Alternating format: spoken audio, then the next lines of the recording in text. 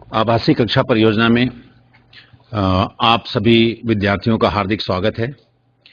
आज इतिहास विषय की जो चतुर्थ सेमेस्टर की कक्षा में हम कुछ पढ़ने की कोशिश करेंगे, जो अंतिम यूनिट है उससे।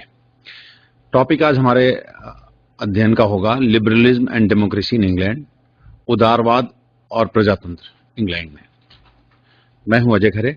आपको इस व्याख्यान के दौरान कोई भी प्रश्न दिमाग में आए, कोई कुतूहल हो, कोई जिज्ञासा हो इन विषयों से लेके, तो आप या व्याख्यान के दौरान आपको ऐसा लगे कि कोई बात है तो आप उसको नोट कर लेंगे। हम कोशिश करेंगे कि व्याख्यान के अंत में आपके समस्याओं का निराकरण करने की कोशिश करें। ठीक है ना? आज हम जो ये व्याख्यान में करेंगे, इसमें तीन चीजों को समझने की कोशिश करेंगे। जो आज पूरा व्याख्यान है तीन सेगमेंट में बटा हुआ, तीन हिस्सों में बटा हुआ है कि लिबरलिज्म, अंग्रेजी में लिबरलिज्म है, हिंदी में उदारवाद। उदारवाद होता क्या है, उदारवाद है क्या चीज, ठीक है ना। फिर डेमोक्रेसी वर्ड, प्रजातंत्र हम बहुत सुनते हैं, रोज सुनते हैं, अपनी लाइफ में रोज पेपर में पढ़ते हैं, रोज हम प्रजातंत्र के उत्सव, जिसको इलेक्शन कहते हैं, चुनाव, उसमें भाग लेते हैं। लेकिन वास्तव में प्रजातंत्र है क्या, प्रजातंत्र से तात्पर्य क्या है, इसको भी समझने की कोशिश करेंगे। उदारवाद क्या है, प्रजातंत्र क्या है, फिर हम इसके बाद हम आगे चलेंगे और फिर देखेंगे कि तीसरे पॉइंट की, तीसरी चीज जो हम पढ़ने की कोशिश, समझने की कोशिश करेंगे, जो हमारा एग्जैक्ट टॉपिक है कि development of liberalism and democracy in England, England में उदारवाद और प्रजातंत्र का कैसे विकास हुआ। इसका मतलब क्या है, इंग्लैंड में उदारवाद और प्रजातंत्र का विकास से मतलब है कि इंग्लैंड में किस तरह से ऐसे राजनीतिक सुधार किए गए जिन्होंने धीमे धीमे लोगों के मताधिकार को बढ़ावा दिया, और किस तरह संसद में ऐसे सुधार हुए कि वो ज्यादा से ज्यादा प्रजातांत्रिक बनी। मतलब मताधिकारों का किस तरह से विस्तार हुआ, पहले कुछ लोगों को होता, फिर ज्यादा लोगों को होता गया, फिर सारे लोगों को हुआ, ये कैसे कैसे स्टेजेस में हुआ। फिर दूसरी चीज बढ़ेंगे कि जो संसद थी कैसे राजा के सामने वो खड़ी हुई, फिर किस तरह से वो प्रभावशाली होती गई। और राजा के सामने प्रभावशाली हो तो वो ठीक है, लेकिन उसके बाद वो किस तरह से वो जो संसद थी वो जनता के संसद बनी। जो है, राजा की ताकत तो बहुत पहले कम हो गई थी, लेकिन धीमे धीमे किस तरह से वो संसद जो है जनता की संसद बनी, ये इसका। तो दो चीजें पढ़ेंगे, मताधिकार का विस्तार और जो संसद है वो किस तरह से ज्यादा प्रजातांत्रिक हुई, जनता की संसद बनी। ये हमारे आज का जो व्याख्यान है उसके तीन हिस्सों में से ये है। चलें, सबसे पहले हम समझने की कोशिश करते हैं कि उदारवाद क्या है। What is liberalism. लिबरलिज्म शब्द जो है लैटिन वर्ड लिबर से बना है, जिसका मतलब होता है फ्री, स्वतंत्र। लिबरलिज्म या उदारवाद एक ऐसा राजनीतिक दर्शन है जो दो सिद्धांतों पर आधारित है, स्वतंत्रता और समानता, लिबर्टी एंड इक्वलिटी। उदारवाद की शुरुआत जो प्रबोधन का काल था, इनलाइटनमेंट जिसको कहते हैं, एज ऑफ इनलाइटनमेंट, 17वीं शताब्दी के आसपास, उस समय मानते हैं कि उदारवाद की शुरुआत तब हुई। और जो इंग्लिश फिलोसफर, इंग्लैंड के फिलोसफर हुए हैं जॉन लॉक, उनको ऐसा मानते हैं कि वो उदारवाद के जनक हैं। जॉन लॉक बेसिकली अपने व्यवसाय से डॉक्टर थे, फिजिशियन थे, मेडिसिन के डॉक्टर थे। फिर बाद में इन्होंने राजनीतिक दर्शन पे काफी काम किया, और जो पॉलिटिकल साइंस भी जिन विद्यार्थियों का वो जानते होंगे कि लॉक का जो है सामाजिक संविदा का, राज्य की उत्पत्ति के विषय में बड़ा महत्वपूर्ण सिद्धांत है, सामाजिक संविदा का सिद्धांत। तो उदारवाद क्या है, उदारवाद जो है लैटिन का वर्ड लेबर उससे बना है, जिसका मतलब होता है स्वतंत्र। ये उदारवादी सिद्धांत स्वतंत्रता और समानता के दो सिद्धांतों पर आधारित है। और ये अगर हम खोजें, कि अगर हम ट्रेस करें, अगर हम देखें, विवेचना करें कि उदारवाद के सबसे पहला प्रमाण क्या मिलता है, उदारवाद की शुरुआत कब हुई, तो हम 17वीं शताब्दी में हम देखें, प्रबोधन का काल है, जिसमें हम देखते हैं कि सबसे पहले उदारवादी विचारों का हमको विवरण मिलता है। और जॉन लॉक जो ब्रिटिश फिलोसफर हैं, थिंकर हैं, पॉलिटिकल थिंकर, वो उसके जनक माने जाते हैं। लॉक ने बहुत उदारवाद में बहुत जो चीजें हैं उसने लोगों को के विषय में, उन्होंने, लॉक का तर्क ये था कि चूंकि राज्य का अस्तित्व लोगों ने के कारण आया है, लोगों के अपने संविदा, लोगों ने राज्य की उत्पत्ति की है, लोगों ने आपस में एक सोशल कॉन्ट्रैक्ट किया जिसके माध्यम से राज्य की उत्पत्ति हुई। तो राज्य को, जब राज्य का निर्माण ही जनता ने किया है, तो राज्य किसी भी सूरत में जनता के जो नैसर्गिक अधिकार हैं, स्वतंत्रता के, जीवन के और संपत्ति के, इनका हनन नहीं कर सकता। मतलब स्टेट या राज्य can not take away the rights of liberty, life and property. मतलब स्वतंत्रता का अधिकार, जीवन का अधिकार और संपत्ति का अधिकार और लेने का हक ही नहीं है। लॉक का कहना है, या उदारवाद ये कहता है कि राज्य को ऐसे कार्य करने ही नहीं चाहिए, क्योंकि राज्य का तो कहां से आया, राज्य तो जनता नहीं बनाया ना, तो राज्य को जनता के प्रति जवाबदेह होना चाहिए। उदारवाद के कुछ जो चीजें हैं, जो विचार हैं, जिनसे मिला जुला के उदारवाद बनता है। उदारवाद वो है जो प्रजातांत्रिक है। उदारवाद के अंदर नागरिक अधिकारों को सम्मान मिलता है, जो है अभिव्यक्ति की आजादी है, धर्म की आजादी है, मुक्त व्यापार में विश्वास करता है उदारवाद, और निजी संपत्ति को जो है को बढ़ावा देता है उदारवाद। ये तो है, क्या है मतलब उदारवाद से हम क्या समझें? प्रजातांत्रिक होना चाहिए, नागरिक अधिकार होने चाहिए, जो है अभिव्यक्ति की फ्रीडम ऑफ प्रेस होना चाहिए, धार्मिक स्वतंत्रता होना चाहिए, मुक्त व्यापार होना चाहिए और निजी संपत्ति का सम्मान होना चाहिए। लेकिन लिबरलिज्म क्या नहीं है? लिबरलिज्म किस चीज का विरोध करता है? किन चीज का विरोध करके लिबरलिज्म का जन्म हुआ? इसको हम समझने की कोशिश करें तो देखेंगे कि एब्सोल्यूट मोनार्की, निरंकुश राजतंत्र का विरोध में है। हेरिडिटरी प्रिविलेज, जो जन्म से जो है अधिकार मिलते हैं, जो विशेष अधिकार होते हैं, उनको कुलीनता का विरोधी है, और राजा के दैवी अधिकारों का विरोधी है। मतलब जहां एक तरफ ये प्रजातंत्र, नागरिक अधिकारों और तमाम तरह की स्वतंत्रताओं का समर्थक है, वहीं ये निरंकुश राजतंत्र और कुलीनता और राजा के दैवी अधिकारों का विरोध करता है। उदारवाद का जो एक हम विकास समझने की कोशिश करें, चूंकि इसका जन्म इंग्लैंड में हुआ, तो वहीं से इसकी शुरुआत अगर हम समझने की कोशिश करें कि किस तरह से लोगों ने जो परंपरागत निरंकुश राजतंत्र था, निरंकुश राजतंत्र के विरोध में किस तरह से उदारवादी विचारों को अपनाया। सबसे पहले हम देखते हैं कि ब्रिटिश सिविल वॉर जो हुए, ब्रिटिश सिविल वॉर में हम देखते हैं कि ब्रिटिश सिविल वॉर वो हुए जिसमें कि स्टूडेंट्स के राजा थे चार्ल्स वन का, जिसमें वध भी हुआ, और 1640 से 1651 तक, जिसमें कि राजा के अधिकारों को सीमित किया गया। फिर हम देखते हैं ग्लोरियस रिवॉल्यूशन 1688 में हुई। ग्लोरियस रिवॉल्यूशन जो 1688 में हुई, उसमें पहली बार राजा को बिना रक्त की एक बूंद बहाए राजा को उसके पदजिम से उनको हटा दिया गया। विलियम और मैरी को राजगद्दी दी गई, और साथ में उनको कहा गया कि आप गद्दी ले रहे हो, लेकिन आपको संसद के बनाए हुए नियम, कायदे, कानून को मानना पड़ेगा। मतलब उदारवादी शुरुआत में क्या हम देखते हैं, उदारवादी सिद्धांत उन बातों का समर्थन कर रहे हैं जो संसद की शक्ति को मजबूत कर रहे हैं और राजा की शक्ति को सीमित कर रहे हैं। फिर इसका हम देखते हैं कि आगे और अमेरिकी और फ्रांसीसी क्रांति में इसका बड़ा प्रयोग हुआ। इसकी उत्पत्ति जरूर ब्रिटेन में हुई, लेकिन अमेरिकी और फ्रांसीसी क्रांति में इसका जो है बड़ा उपयोग हुआ। हम देखते हैं कि अमेरिका में जब 1776 की क्रांति हुई, तो अमेरिका के जो थॉमस जेफरसन थे, जिन्होंने वहां का डिक्लेरेशन ऑफ इंडिपेंडेंस को लिखा था, ड्राफ्ट किया था, वो लॉक से बहुत ज्यादा प्रभावित थे। अगर हम उसकी लाइनों को ध्यान करें कि आपने पढ़ा होगा कि डिक्लेरेशन ऑफ इंडिपेंडेंस में कि God has created man equal, ईश्वर ने सभी मनुष्यों को समान बनाया है, और endowed with certain natural rights, मतलब उसको कुछ ऐसे नैसर्गिक अधिकार दिए हैं जो उसको नेचुरल राइट्स जो जन्म से प्राप्त हैं। वो राइट क्या है? Right to life, right to liberty and pursuit of happiness. अगर हम ये तीन राइट देखें तो जॉन लॉक ने कहा कि लाइफ, लिबर्टी एंड प्रॉपर्टी। इसने कहा लाइफ, लिबर्टी। थॉमस जेफरसन ने क्या लिखा? Life, liberty and pursuit of happiness. वो प्रॉपर्टी की जगह परस्यूट ऑफ हैप्पीनेस है। ये मतलब उससे उसी तरह का होता है, वही है कि व्यक्ति को अधिकार है कि वो आगे का।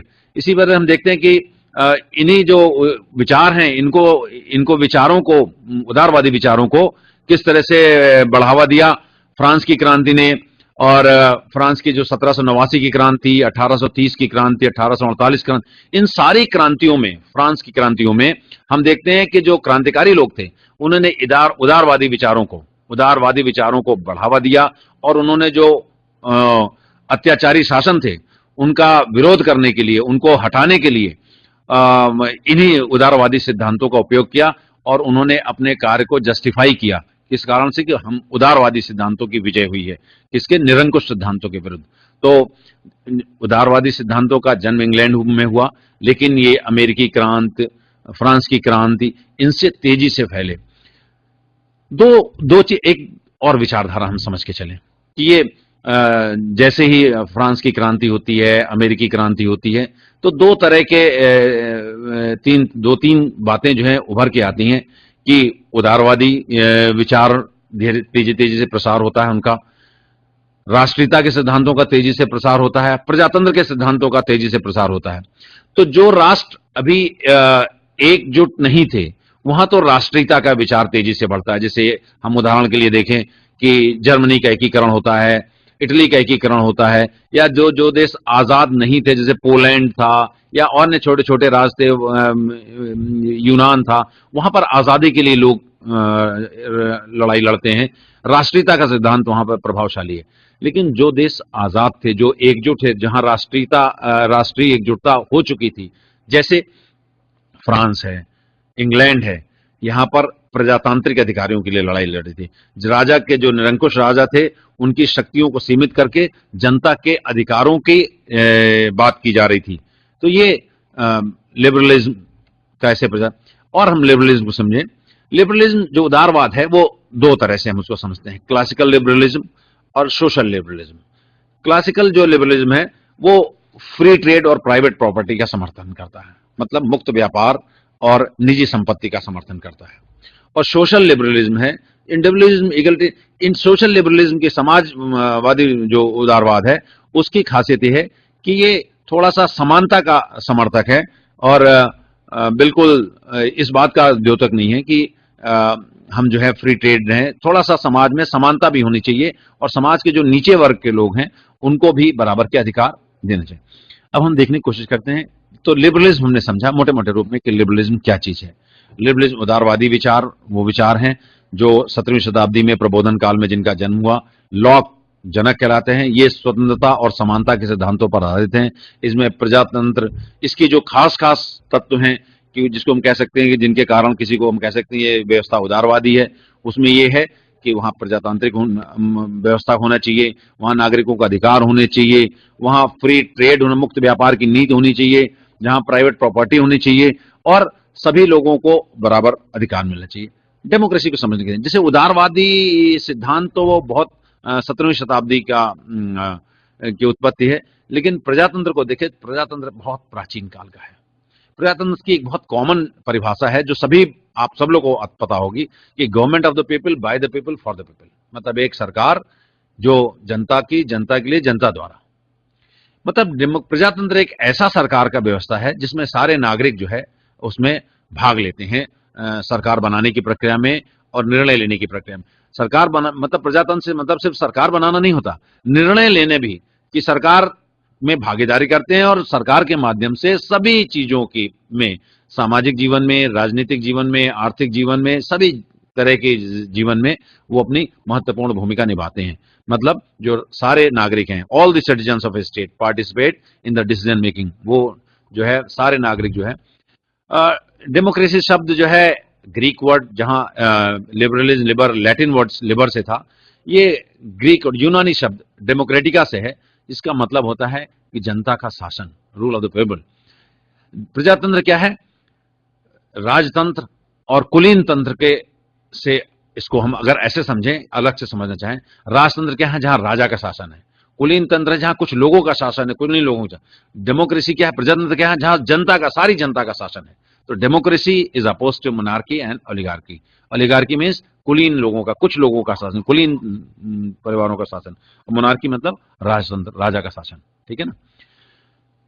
डेमोक्रेसी में चार चीजें को हम समझें तो हम समझ ले आएंगे कि डेमोक्रेसी वहां पर होगी जहां पर कहां है, जहां फ्री एंड फेयर ऐसी व्यवस्था हो जहां पर लोग अपनी सरकार चुन सकते हो और चुनाव द्वारा चुनी हुई सरकार को हटा भी सकते हो। सिर्फ चुन लेना और फिर उसको हटाना पाना, फ्री एंड फेयर इलेक्शन हो, स्वतंत्र और निष्पक्ष चुनाव हो, वो डेमोक्रेसी की आवश्यकता है। जहां सारे नागरिक भाग लेते हों। अगर हम सब कुछ है और नागरिक 20% 30% ही नागरिक भाग ले रहे हैं तो वो सही डेमोक्रेसी नहीं कहलाएगी। तो एक्टिव पार्टिसिपेशन ऑफ सिटीजन भी बहुत जरूरी है, सभी नागरिकों का उसमें भागीदारी हो, तभी वो प्रजातंत्र सही प्रजातंत्र कहलाएगा। फिर प्रजातंत्र के लिए ये आवश्यक है कि कानून का शासन हो, रूल ऑफ लॉ, जिसमें सभी रूल ऑफ लॉ होगा तो इसमें सभी लोगों को बराबर, कानून के सामने सब बराबर, इसलिए कानून के प्रजातंत्र की एक अन्य खासियत यह है रूल ऑफ लॉ इसमें। और चौथी चीज जो है protection of human rights, equal right to every citizen and equal protection of right of every citizen, सबका बराबर का अधिकार और सबको शासन से, राज्य से बराबर सुरक्षा का अधिकार। तो ये प्रजातंत्र के लिए चार चीजें बहुत आवश्यक हैं कि वहां पर चुनाव हो, फ्री एंड फेयर इलेक्शन हो, सारे नागरिकों का उसमें भागीदारी हो।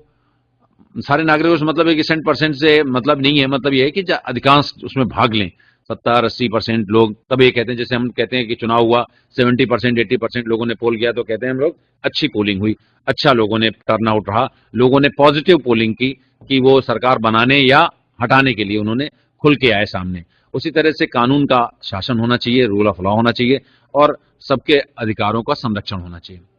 अब हम देखें कि इंग्लैंड में ये दोनों विचार कैसे बने बढ़े आगे। वास्तव में 15वीं शताब्दी तक पूरा जो है यूरोप जो है सामंतवादी फ्यूडलिज्म जिसको कहते हैं वो वहां पर व्याप्त था धीरे, और वहां पर जो राजा होता था और सामंत होते थे, लेकिन धीरे धीरे जो पावर जो है, सत्ता जो है, लैंडलॉर्ड से राजा के पास ट्रांसफर होती है और धर्म सुधार आंदोलन होते हैं और धर्मनिरपेक्ष शिक्षा दी जाती है।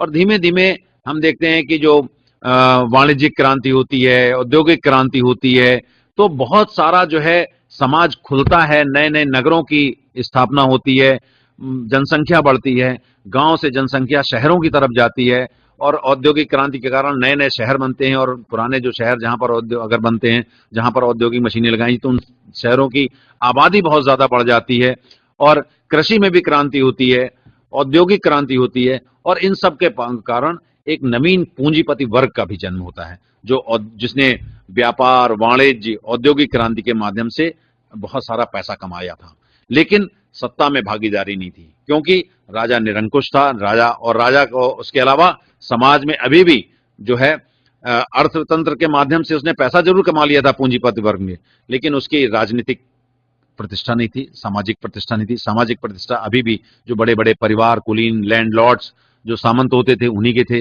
राजा निरंकुश राजा होता था। तो ये पूंजीपति वर्ग सत्ता में भागीदारी चाह रहा था। सत्ता में भागीदारी क्यों चाह रहा था? क्योंकि वो सत्ता का इस्तेमाल अपने पूंजीवादी हितों को, जो पूंजीवादी प्रणाली थी उसके हितों को बढ़ाने के लिए वो जो है ये सत्ता को प्रयोग करना चाहता था। वो अपने अधिकारों का प्रयोग एक व्यवस्था के विकास के लिए चाह रहा था।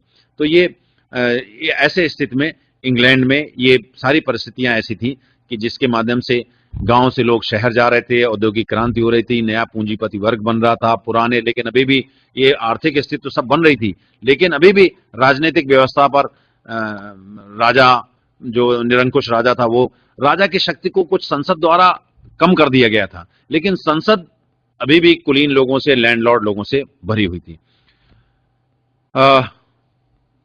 हम थोड़ा सा समझें कि इंग्लैंड की संसद थी कैसी। इंग्लैंड में क्या था कि जो सिविल वॉर जैसे 40 से 51 तक हुए या ग्लोरियस रिवॉल्यूशन हुई, इन सारी क्रांतियों का परिणाम ये हुआ, ये जो सिविल वॉर था, ये ग्लोरियस रिवॉल्यूशन था, इसमें वास्तव में संसद और राजा के बीच में संघर्ष था। इसमें जनता नहीं थी, इसमें संसद और राजा। तो इन दोनों घटनाओं से, सिविल वॉर और ग्लोरियस रिवॉल्यूशन से, राजा की शक्ति कम हुई और संसद की सुप्रीमेसी स्टैब्लिश हो गई। तो एक कदम तो आगे बढ़ गए कि जो निरंकुश राजतंत्र था उसको, निरंकुशता को कम कर दिया गया और निरंकुशता को संसद के नीचे लाया गया। लेकिन संसद में सुधार होने की जरूरत थी, क्योंकि भी संसद में भी क्या था कि संसद, ब्रिटेन की संसद, जो इंग्लैंड की संसद थी, उसके दो भाग थे, हाउस ऑफ कॉमन और हाउस ऑफ लॉर्ड्स, मतलब सामान्य लोगों की सभा और विशिष्ट लोगों की सभा।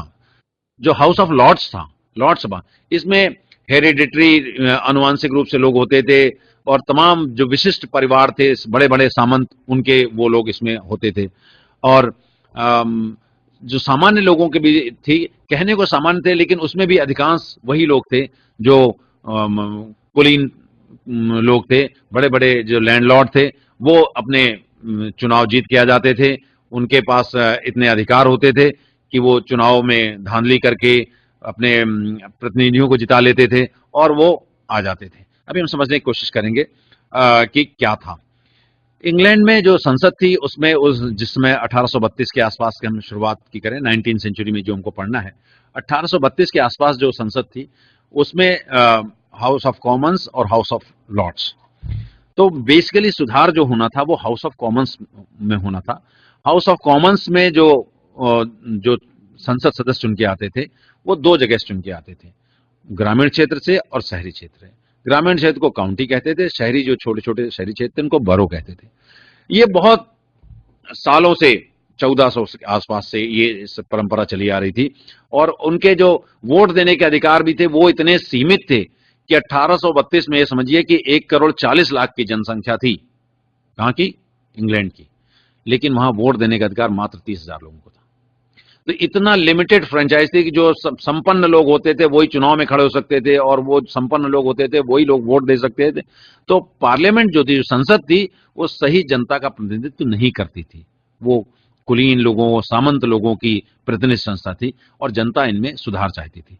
जनता के सामने दो तीन परिस्थितियां थी। कुछ राजनीतिक घटनाएं ऐसी हुई जिनसे सुधारों की मांग बढ़ी और कुछ आर्थिक में मैंने बताया कि इंग्लैंड में वाणिज्यिक क्रांति हुई, इंग्लैंड ने पूरी दुनिया में उपनिवेश बनाए, इंग्लैंड में पूरी दुनिया से धन लूट के आया, बहुत संपत्ति इकट्ठा हुई और इंग्लैंड में ऐसे पूंजीपति, और सबसे पहले औद्योगिक क्रांति भी इंग्लैंड में हुई। तो आर्थिक परिवर्तन इस तरह के हुए जिससे कि इंग्लैंड में एक समृद्धशाली पूंजीपति वर्ग का जन्म हुआ और 1750 के बाद जिससे औद्योगिक क्रांति हुई उसने जगह जगह कारखाने स्थापित हुए। अब ये जब कारखाने स्थापित हुए, जनसंख्या में विस्फोट हुआ, कृषि में क्रांति हुई, तो जो कृषि में पहले 10-50 लोगों का काम था वो 5-10 लोग करने लगे, मशीनीकरण होने लगा, जनसंख्या ज्यादा हो गई, गांव से भी जनसंख्या निकल के शहरों की तरफ आने लगी। अभी भी लेकिन चुनाव क्या होता था कि 2 सदस्य बरोस चुन के आते थे, 2 सदस्य काउंटी चुन के आते थे। नए नए नगर बन गए थे जिनमें 50-50 हजार, 1-1 लाख लोग रहते थे, लेकिन उनको कोई प्रतिनिधि नहीं। जैसे मैनचेस्टर है, बर्मिंघम है, यहां से एक भी प्रतिनिधि नहीं चुना जाता था। जबकि बहुत सारे बरो ऐसे थे जहां से बहुत सारे प्रतिनिधि चुने जाते थे। अभी आगे हम देखेंगे कि एक एक जैसे कि ये तो राजनीतिक स्थिति, ये आर्थिक परिवर्तन हुए जिससे कि जनसंख्या शहरों में आ गई और गांव खाली हो गए, लेकिन अभी वहां पर जो एमपी की सीट उन्हीं गांवों में थी और शहरों में लोगों को न कोई मताधिकार था और न ही वहां पर वो उनके यहाँ कोई एमपी चुना जाता था। तो जनसंख्या, जहां पर जनसंख्या थी नहीं वहां से एमपी की सीट थी और जहां जनसंख्या थी वहां एमपी की सीट नहीं थी। दूसरी चीज परिवर्तन ये हुए कि जो फ्रांस की क्रांति हुई 1789 में, उसने तो उससे बड़ा हॉरर क्रिएट हुआ। लोगों ने, पूरे जो यूरोप के लोग थे वो उसमें दहशत में आ गए क्योंकि लगातार रक्त, बहुत ही जो वायलेंट रिवॉल्यूशन थी और उसके बाद नेपोलियन के युद्ध हुए और नेपोलियन ने जगह जगह जो है सीमित राजतंत्र या कानून का शासन स्थापित करने की या इक्वलिटी लाने की कोशिश की। तो सभी जगहों पर इस बात की डिमांड हो रही थी, इस चीज की मांग हो रही थी सभी देशों में कि जो है सीमित राजतंत्र होना चाहिए, जनता के अधिकार ज्यादा होने चाहिए, जनता के राजा के असीमित अधिकार नहीं होने चाहिए, निरंकुशता खत्म होनी चाहिए और प्रजातांत्रिक ढंग से शासन प्रणाना चाहिए, कानून का शासन होना चाहिए, सबको संविधान में अधिकार मिलने चाहिए। इस तरह की बात भी हो रही थी। एक तरह आर्थिक परिवर्तन ऐसे हो रहे थे जो राजनीतिक सुधारों की मांग कर रहे थे, राजनीतिक परिवर्तन भी जो हो रहे थे वो भी इसी तरह के सुधारों की मांग कर रहे थे। और इसमें सबसे ज्यादा जो वोकल वर्ग था, जो सबसे ज्यादा इस बातों की मांग कर रहा था, वो नवीन उभरता हुआ मध्यम वर्ग था, जिसमें पूंजीपति वर्ग था, व्यवसायी थे, बड़े वकील थे, बड़े बिजनेसमैन थे और नए जो प्रोफेशन उभर के आए, प्रोफेसर, इस तरह के लोग भी थे जो नए नए व्यवसाय में उभर के आए थे। और 1830 में अब हम देखते हैं कि इंग्लैंड में कैसे शुरुआत होती है इन सब सुधारों की। विग पार्टी, वहां पर दो पार्टियां थी, विग और टोरी। जो विग पार्टी आगे चलकर लेबर पार्टी में डेवलप हुई और टोरी आगे चल के कंजर्वेटिव मतलब जिसमें टोरी पार्टी होती, जिसको ऐसा समझ लें कि जिसको यथास्थितिवादी कंजर्वेटिव थी, पुरानी व्यवस्था बना के रखना चाहती थी, और विग पार्टी परिवर्तनवादी पार्टी थी। 1830 में विग पार्टी को बहुत वर्षों बाद सत्ता मिली, जैसे एक बार चुनाव लगातार हारते रहे और उसमें कंजर्वेटिव पार्टी का दबदबा रहा, और लगातार बहुत वर्षों बाद 36 साल बाद विग पार्टी का शासन आया और लॉर्ड ग्रे जो है प्रधानमंत्री बने। उन्होंने ये महसूस किया कि अगर वो राजनीतिक सुधार करें तो बहुत जरूरी होगा। लॉर्ड ग्रे ने उसी लिए जो है 1832 में जो है वो प्रथम सुधार अधिनियम लाए। मेजर इशू जो रिफॉर्म के थे उनको हमने जैसे अभी बताया कि मेजर इशू क्या थे, अनइक्वल डिस्ट्रीब्यूशन ऑफ सीट। बहुत सारे शहर बढ़ गए थे, जैसे मैनचेस्टर है, औद्योगिकरण में बहुत बड़ा कपड़े का केंद्र बनता था, बर्मिंघम बन गया था, लेकिन यहां से कोई प्रतिनिधि नहीं चुनता था। फिर जैसे अनइक्वल डिस्ट्रीब्यूशन ऑफ सीट था, गांव में अभी भी पुराने जो नगर थे, पुराने गांव थे, वहां से एमपी चुने आते थे, नए नगरों में नहीं चुने आते थे। फिर अभी भी 40 सीलिंग जो क्वालिफिकेशन थी, वो 1429 की क्वालिफिकेशन अभी भी 1832 में चली आ रही थी। मतलब 400 साल हो गया था, कोई प्रॉपर्टी क्वालिफिकेशन में परिवर्तन नहीं किया गया था। मात्र 1 करोड़ 40 की जनसंख्या में हम देखेंगे तो मात्र 30,000 वोटर थे जो कि वोट डालने का जिनको अधिकार था। एक रॉटन बरो क्या था, जैसे दो तरह में, काउंटी बरो, काउंटी होता है जो ग्रामीण क्षेत्र, बरो जो उस मध्यकाल के जो छोटे छोटे कस्बे थे उनको बरो कहते थे। अब जैसे एक हम उदाहरण के देखें, ओल्ड सैरम नाम का एक बरो था, कस्बा था, जहां मात्र 3 घर रह गए थे 1830-32 में, और मात्र 7 वोट थे, लेकिन 2 मेंबर ऑफ पार्लियामेंट चुने जाते थे। इसी तरह डनविच, एक उदाहरण के लिए हम देखें, डनविच आधा से ज्यादा समुद्र में डूब गया था, लेकिन और मात्र वहां पर 44 घर थे और 32 वोटर थे, लेकिन वहां से 2 मेंबर ऑफ पार्लियामेंट चुन के आते थे। आपको समझ में आ रहा होगा। ऐसे जो बरो थे, ऐसे जो कस्बे थे, उनको रॉटन बरो, सार्केस्टिकली, मजाक रूप में, रॉटन बरो, सड़े हुए मतलब बरो, जहां से जिनको के बदलने की जरूरत है, जिनको हटाने की जरूरत है, क्योंकि यहां जनसंख्या नहीं थी और यहां से लोग चुनते थे। अब जहां 7 वोट हैं वहां प्रभाव डाल के पैसा से लोग अपने प्रतिनिधियों को चुन लेते थे। तो ये इन जो सही जनता होती थी वो चुन नहीं पाती थी, वो चुन नहीं पाते थे और लोगों का प्रभाव रहता था। तो ये 3 मेजर जो प्रथम सुधार अधिनियम के सामने, जो लॉर्ड ग्रे के सामने थे, एक तो सीटों का सही बंटवारा नहीं था, ग्रामीण क्षेत्रों में बहुत ज्यादा थे, और औद्योगिक क्रांति के परिणाम स्वरूप जो नए नए शहर बन गए थे, वहां पर मेंबर ऑफ पार्लियामेंट की कोई सीट ही नहीं थी। फिर जो मताधिकार का क्वालिफिकेशन इतनी ज्यादा थी, प्रॉपर्टी क्वालिफिकेशन इतनी ज्यादा थी कि मात्र 30,000 वोटर थे 1 करोड़ 40 लाख की जनसंख्या में, और बहुत सारे ऐसे रॉटन बरोज थे जिनको बदलने की जरूरत थी। तो फर्स्ट रिफॉर्म एक्ट हम देखें, लॉर्ड ग्रे जो प्राइम मिनिस्टर बने लिबरल पार्टी के, he was the architect of reforms, उन्होंने इनको किया। आप समझिए कि बड़ी मुश्किल से ये तीसरी बार में, एक बार उन्होंने बिल पास कराया तो जो हाउस ऑफ लॉर्ड से पास होना चाहिए, दोनों सदनों से पास होना चाहिए, तो लॉर्ड में जिसमें कुलीन वर्गों का और लैंडेड अरिस्टोक्रेसी का बहुमत था, वो चाहते नहीं थे कि सामान्य जनता या मध्यम वर्ग के लोग को वोट डालने का अधिकार मिले या वो चुनाव में खड़े हो पाए। तो उन लोगों ने बड़ा विरोध किया इस चीज का, और लॉर्ड तीसरी बार में वो लॉर्ड ग्रे किसी तरह इसको पास करा पाए, जब इन्होंने राजा को कन्विंस किया कि आप अगर ये नहीं करते हैं तो आप लॉर्ड की संख्या बढ़ा दो, तो जिससे कि बिल पास हो जाए। लॉर्ड ग्रे इस फर्स्ट रिफॉर्म एक्ट ऑफ 1832, जिसको ग्रेट रिफॉर्म एक्ट या महान सुधार अधिनियम भी कहते हैं, वो उन्होंने लाया। किया क्या उन्होंने, जैसे हमने कहा कि ऐसे बरो जिनकी पॉपुलेशन 2000 से भी कम थी इंग्लैंड और वेल्स में, उनसे सारी सीटें छीन ली। अब वहां से मेंबर ऑफ पार्लियामेंट नहीं चुने जाते थे। और ऐसे बरो जहां की जनसंख्या 2000 से 4000 की थी, वहां से 2 सदस्यों के बजाय 1 सदस्य कर दिए, कि वहां से सिर्फ 1 मेंबर चुना। मतलब 56 जगह तो उन्होंने ऐसी छाटी जहां से 2 आदमी चुना जाता था, और जहां की पॉपुलेशन 2000 से कम थी, वहां कहा कि अब यहां से कोई प्रतिनिधि चुना जाएगा। फिर दूसरी उन्होंने 31 जगह ऐसी छाटी जहां की जनसंख्या 2000 से 4000 के बीच में थी, और उन्होंने जो है वहां से, और उन्होंने नई कंस्टिट्यूएंसी बनाई, 67 नई कंस्टिट्यूएंसी मतलब जैसे वही जो नए नए शहर बन गए थे उनको दिया, और 143 सीटें इस तरह उन्होंने निकाली, एंड दे वर रिडिस्ट्रीब्यूटेड। उनको जो है जहां जहां कमी थी उनका रिडिस्ट्रीब्यूशन किया। प्रॉपर्टी क्वालिफिकेशन को भी बढ़ाया, जिससे कि ज्यादा से ज्यादा लोग वोट डाल सके, तो उन्होंने प्रॉपर्टी क्वालिफिकेशन भी बढ़ाई। और जो उसमें जो छोटे मोटे स्मॉल लैंड ओनर्स थे उनको बढ़ाया, टेनेंट फार्मर थे, और छोटे जो व्यवसायी वर्ग थे उनको भी, शॉपकीपर थे, उनको भी इसमें काउंटी में कहा। और बरों में सबको ये कर दिया कि जो छोटे छोटे कस्बे थे कि जो भी जिसके पास घर है अपना निजी या किराए पे 10 पाउंड सालाना पे रहता है, वो सब वोट डालने का अधिकार है। तो जो पहले 30,000 थी, इस रिफॉर्म एक्ट ऑफ 1832 का ये जो फायदा हुआ कि जहां मात्र 30,000 वोटर थे, अब उनकी जगह 2,17,000 वोटर हो गए। मतलब काफी वोटरों की संख्या बढ़ गई। लेकिन अभी भी हम देखें कि 1,40,00,000 में 2,17,000 वोटर कुछ नहीं है। लेकिन ये स्टेजेस में हम आगे बढ़े, एक समय के अनुरूप परिवर्तन हुए, जैसे जैसे मांगे बढ़ती गई वैसे वैसे परिवर्तन हो गए। और उसी तरह जो 143 सीटें जो है मेंबर ऑफ पार्लियामेंट की जो जगह मुक्त कराई गई, उनको जहां पर आवश्यकता थी वहां पर बांटा गया।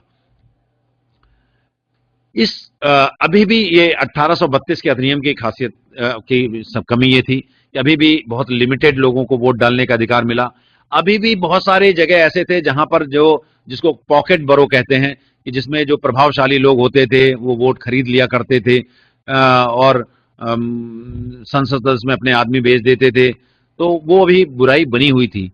लोग जैसे जिनकी अपनी जमीनें होती थी, जिनके अपने घर होते थे, जिनकी अपनी प्रॉपर्टी होती थी, उनमें वो उन्हीं लोगों को बसाते थे जिनसे वो अपने हिसाब से वोट डलवाना चाहते थे।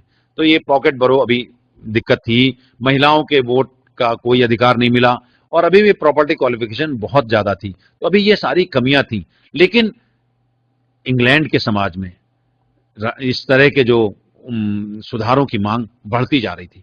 हम देखते हैं चार्टिस्ट मूवमेंट एक बहुत प्रभावशाली जो है आंदोलन चला, जिसने 1840 से लेकर 1850 के बीच में इंग्लैंड में बड़े परिवर्तनों की चार्टिस्ट मतलब एक चार्टर के रूप में उन्होंने अपनी मांगे प्रस्तुत की, इसलिए वो चार्टिस्ट मूवमेंट कहला, चार्टिस्ट आंदोलन कहता है।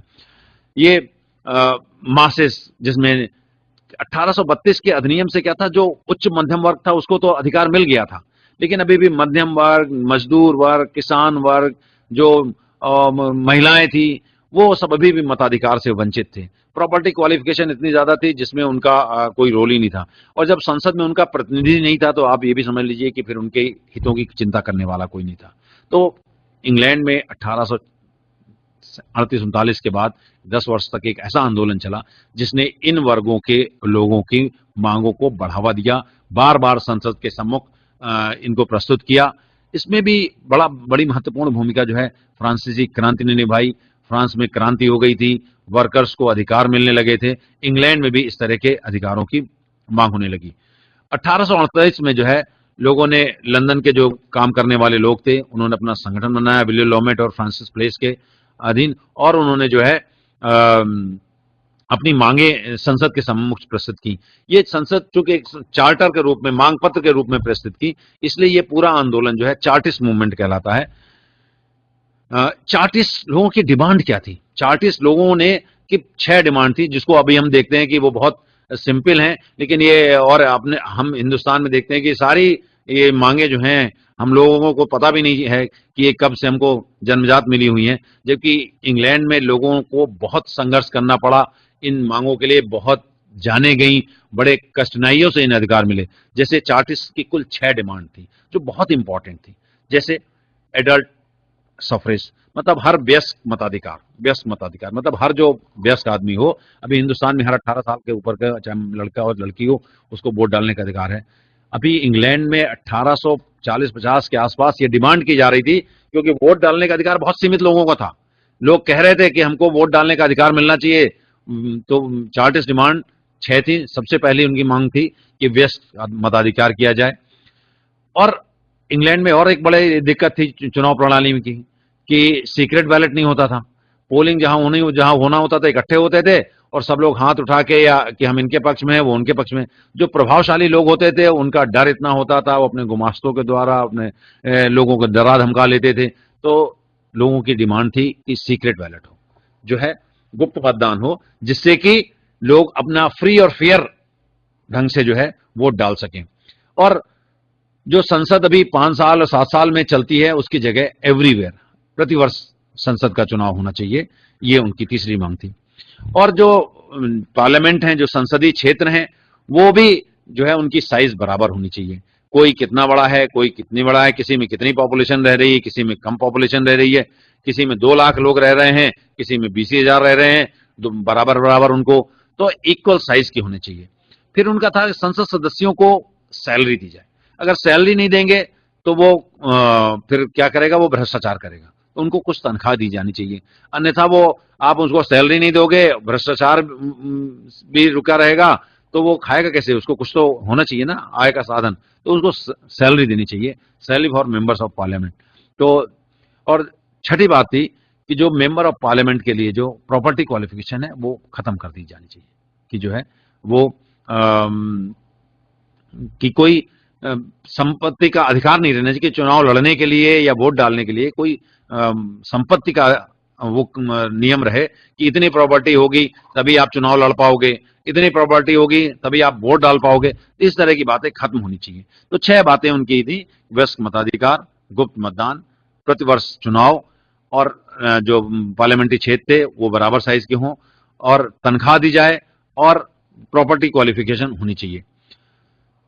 चार्टिस्ट ने 3 बार अपनी प्रमुख प्रमुख अपनी डिमांडें रखी। सबसे पहले जून 1839 में उन्होंने अपनी डिमांड रखी, और उस जो चार्टर थे, जो अपने मांग पत्र प्रस्तुत करते थे, उसमें वो जनता से हस्ताक्षर भी करवाते थे। आप देखिए 1.25 मिलियन लोगों ने इसमें सिग्नेचर किए और संसद के सामने प्रस्तुत किया, और संसद ने इनकी मांग को रिजेक्ट कर दिया।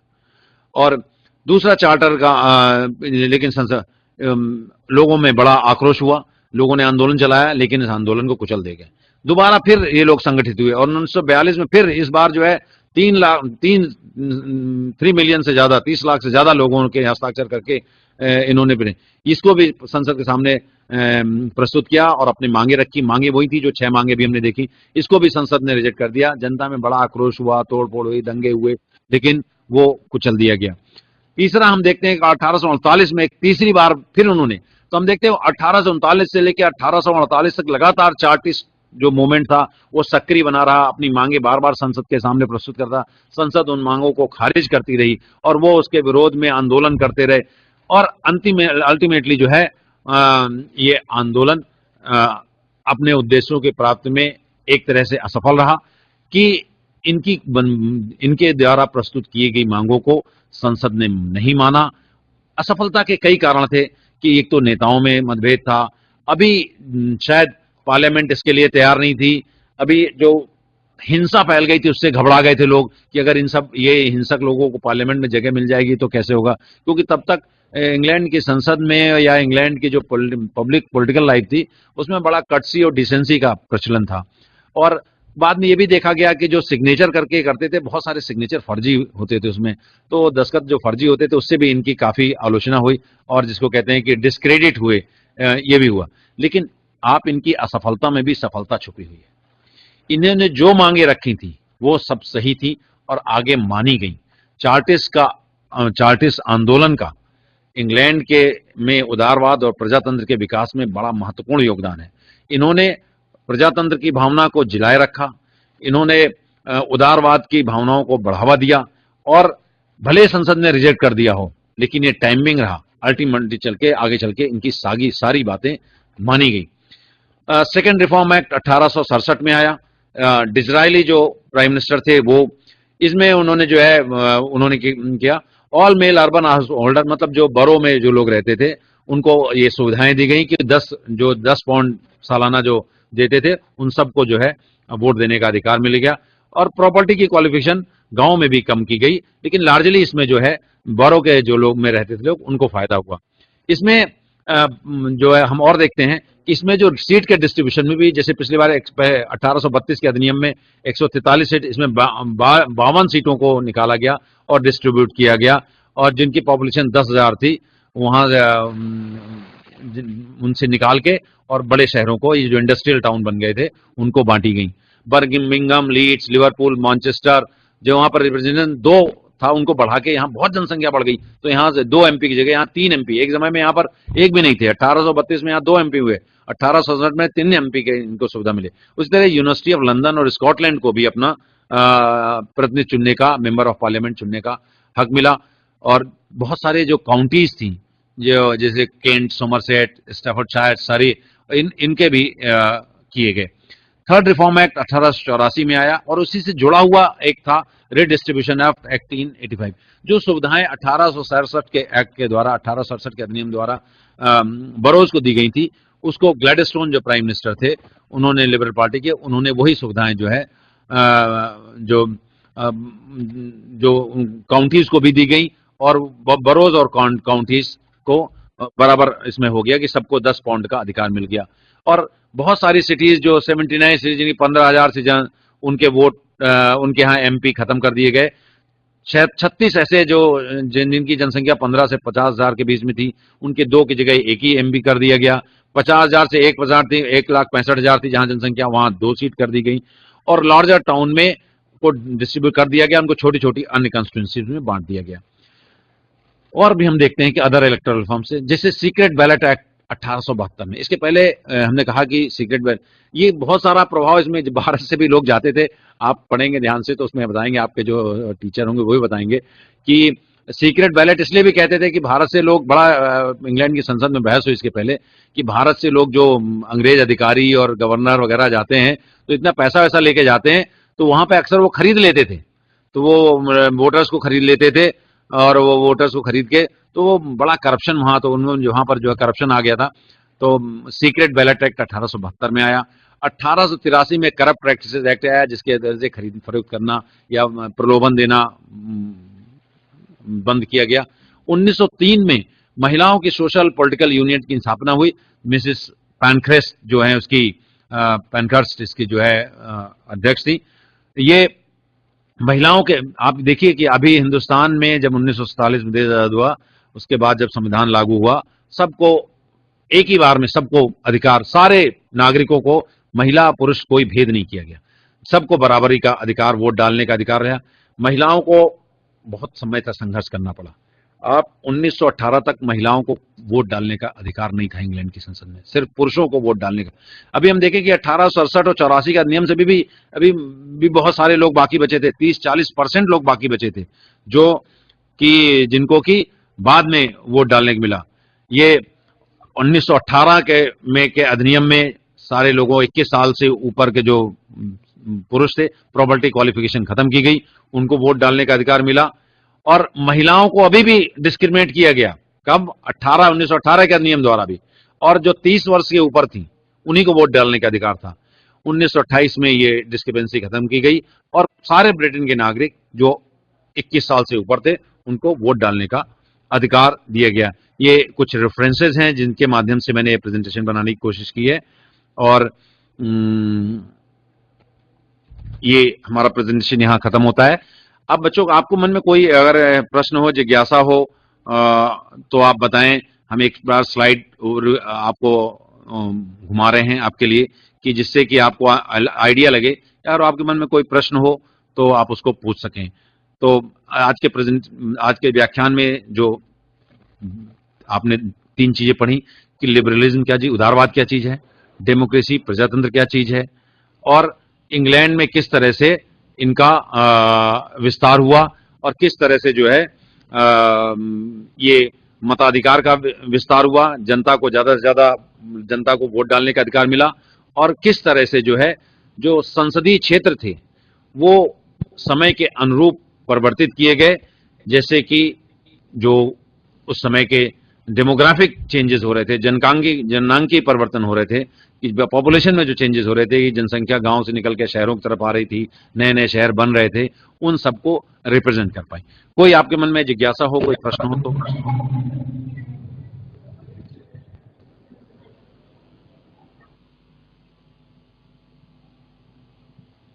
चलिए, बहुत बहुत धन्यवाद आपको। और मुझे लगता है आपको अच्छा लगा और समझ आया होगा। तब भी आपका मन में अभी आप कोई प्रश्न न पूछ पाए हो, कोई जिज्ञासा हो और कुछ पूछना चाहते हो, तो आप सीधे पूछ सकते हैं, या मैं IHE की आप वेबसाइट में जाएंगे, IHE भोपाल, उसकी वेबसाइट में जाएंगे, मेरे लिए कोई क्वेश्चन डाल देंगे आप, तो मुझे वो मिल जाएगा। आप कोई भी प्रश्न इससे संबंधित, व्याख्यान संबंधित हो, आप पूछ सकते हैं। Thank you very much.